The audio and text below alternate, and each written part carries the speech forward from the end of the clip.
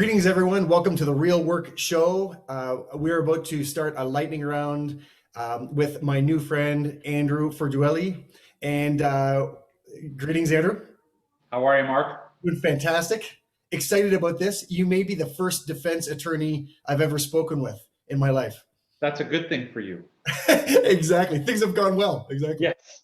So for those that are not familiar with the show, we're doing the show basically for two audiences. Number one, if you've not found work that you love and you're looking for it, we want to expose you to people that actually have found work that they love so that you can understand some of maybe misconceptions you have and understand more about what the real work is like.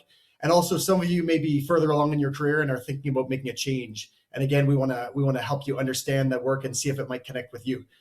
This lightning round, my statement is always, this is for those with a low attention span, myself included. So we do 15 questions in 5 minutes. So Andrew today will be under the gun. He's used to that, I'm sure, based on his work. These will probably not be the most difficult questions he's ever faced. That's my guess. Yeah, it's just going to be tough for me to cut myself off at about 20 seconds, but I'll do my best. Exactly. Awesome. I appreciate this, Andrew, and we'll start the clock and go through the lightning round. Thank you, sir. Sure. Okay, so first of all, why law? Because I realized at a very young age that I was never going to be an athlete and I was never going to make the big leagues. And I liked to argue and I was curious. And so law felt pretty natural to me. Awesome. If you didn't get accepted to law school, what was your plan B? I didn't have one. I think looking back, maybe I would have thought to go to academia, like do a master's in political science or economics or something, maybe an MBA, but I didn't really have one. Okay. Number of times you wrote the LSATs, be honest, please. One. Okay. How hard's the LSAT exam? Low, medium, hard?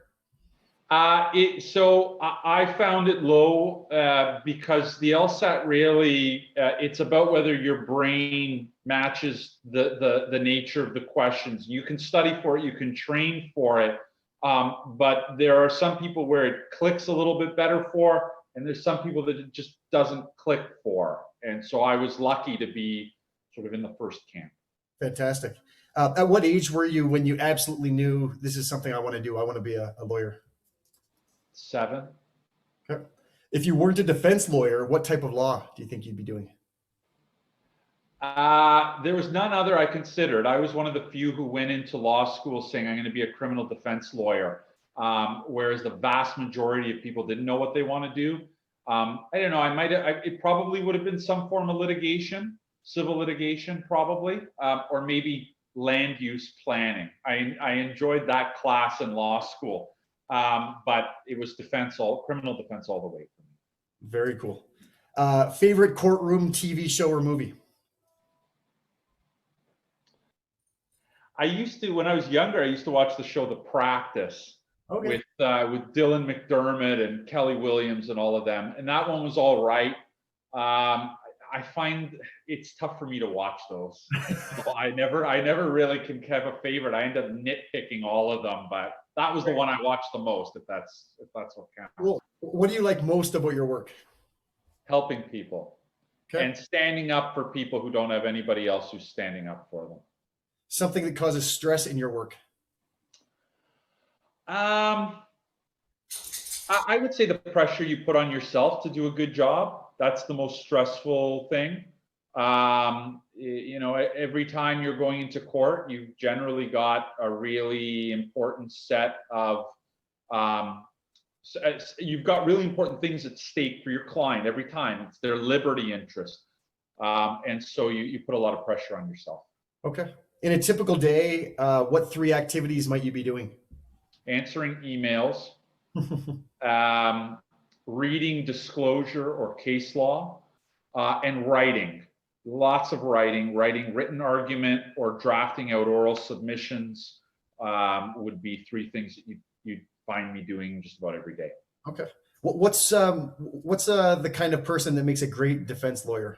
A curious person and someone who cares very deeply about what they're doing. This job is very hard in the sense that if you're not passionate about it, it will grind you down. So you need a passion and you need a curiosity.